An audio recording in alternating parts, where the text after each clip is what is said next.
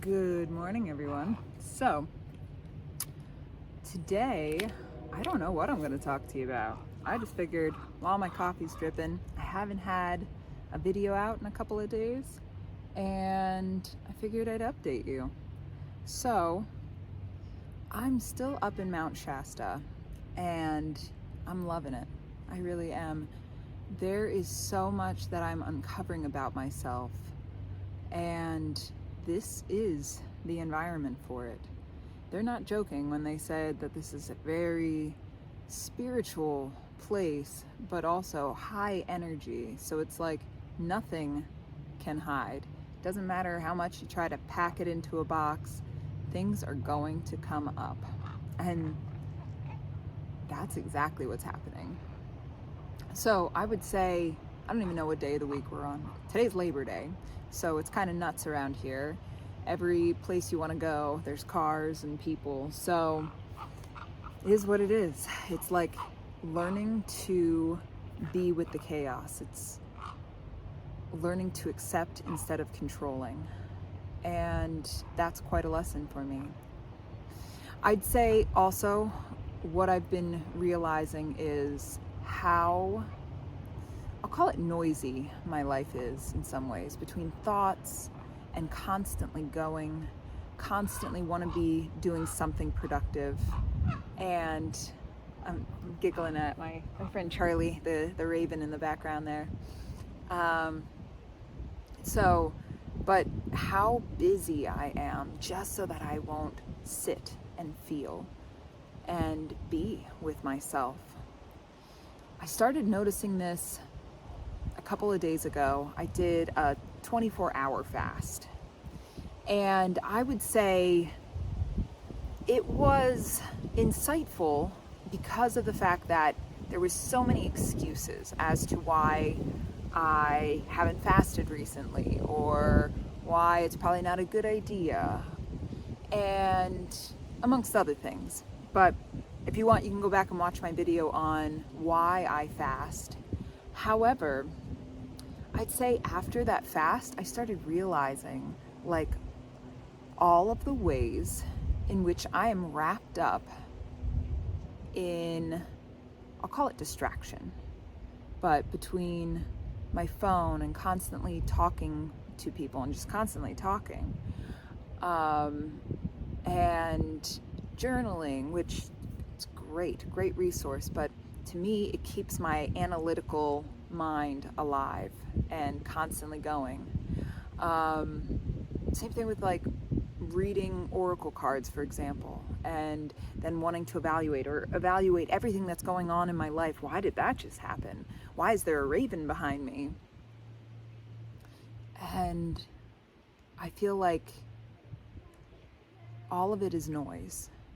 All of it is distraction from me, from really wanting to do that deep work of sitting in silence with myself and just listening. So that's a lot of what's been coming up for me. There's also this sense of freedom. I've been wanting to get in touch with my freedom for probably since my journey began a year and a half to 2 years ago. And it's amazing that it is now starting. The other day, so after that fast, there was probably only like 2 days in between, I decided to do another, it ended up being like a 33-hour fast. But in that period, I also was getting the hints of wanting to turn off my phone and fast from that, as well as not speak. And I'm getting more hints, if you will, that I need to do a longer period of that. And so I think that's coming up. But with all of that, I started realizing all of the ways in which, I'll call it that I am convenient for other people, that I do things because I know the other person would want it. And like, obviously everybody always says that in a general sense, but I was starting to notice the the micro nuances of how, oh, I pick up the phone because I know this person probably wants to talk to me, instead of, do I really want to talk right now? Or I was laying down, well, actually I was sitting somewhere in a public spot, and then I wanted to lay down, but then my mind was going like, oh, well, people are gonna have to walk around you now, or people are gonna judge you, and it was taking a couple of deep breaths, because there was a lot of panic in that, in a lot of panic in being the odd one out, a lot of panic in being seen and being an inconvenience. And after, I'll call it, I got through it, there was so much energy just rushing through me, so much happiness, so much, I'm not even sure, it was just this wave of blocked emotion, I'll call it, that has been tucked in this little box. And although I'm not cured by any sense, I now can recognize all, like I said, I call them micro nuances, but like all of these little tiny ways in which I'm doing something for another person. So either way, it's pretty interesting. I'll give you another example, actually. I had a friend call me the other day, and I told her I was going to go hang out with a boy at his place. And I recently just met him, and she started panicking. And I kind of got triggered. And I've noticed this trigger before with her and with other people, where their fear, it's almost like I should be taking on their fear and their anxiety, their worry. And although cognitively I know, she is correct, that I should be calling her and checking in with her and texting her his address and all this other stuff, I get that. Absolutely. But there was something about noticing how I, for their convenience, do the things that they want me to do so that they feel safe. And I ended up not actually texting her his address or anything. And like I said, it's starting to recognize maybe all the little micro events that I have taken on upon myself. I've given my energy away, my power away, so that somebody else feels better. And yeah, so either way, all of these little things, not little things, I feel like they're all adding up. And it's pretty incredible. I feel more is coming, and especially now with this potential, I don't know how long, fast. It's probably going to be food fast, phone fast, talking fast. Not talking fast, as in speed, but I feel like there's going to be some deep listening coming my way to really get in contact with myself and see how to maybe more deeply connect with myself as well as other people by not using my voice, which is going to be interesting because I feel like that's the primary way in which I connect with people. But I feel like I'm being called to look into how to connect with myself and with others by not actually communicating. So all of the things, and I'm excited, and I think my coffee's done dripping, so I'm gonna drink some coffee and sit with my friend Charlie, who has vacated, and maybe go on a little hikey pooski. Today is bath day, so I'm gonna go find a place to rinse off. All right, I'll talk to you guys later. If you like my content, if you like my videos, if you like my personality, if you like to see where I'm going next, click like, because I just said it 4 times, and click subscribe to my channel. Well, I think it just says subscribe though. So, and share me, because there's other people that I think would resonate with me as well. So, coffee time, and yeah, let's do it.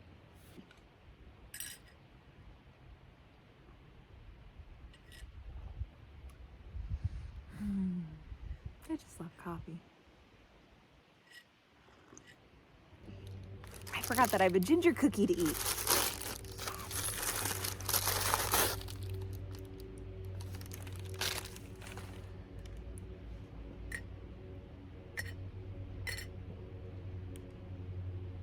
Story of my life.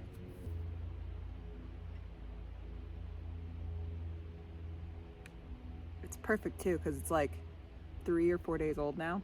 I know that sounds weird and gross. Plus it's been sitting in my car, drying out. But it is going to be delicious being dipped in coffee. Ginger molasses cookies. Oh, buddy.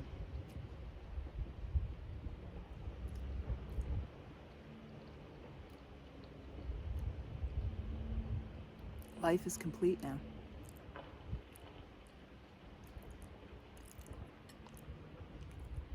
So good.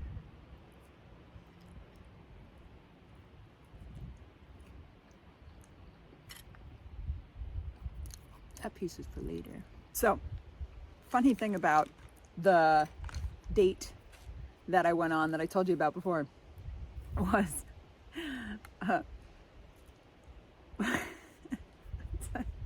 so 2 things actually.